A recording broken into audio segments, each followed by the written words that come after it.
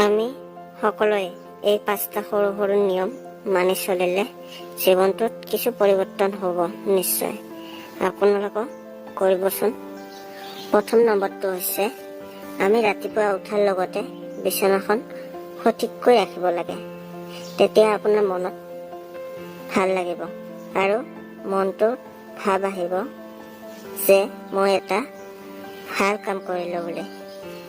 2 নম্বৰটো হ'ল আমি সকলোৱে মোবাইল লেপটপ ব্যৱহাৰ কৰক আৰু এনেকুৱা পাছৱৰ্ড ৰাখক, পজিটিভ পাছৱৰ্ড ৰাখক।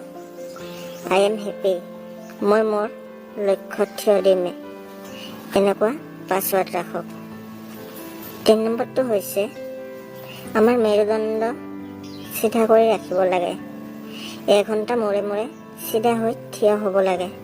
4 নম্বৰ টপিকটো হৈছে যেতিয়া মানুহৰ লগত থাকিব বা বন্ধু বান্ধৱীৰ লগত থাকিব তেখেতক ক'ব তোমাৰ ড্ৰেছযোৰ বা তোমাৰ চুলিখিনি ভাল লাগিছে বুলি।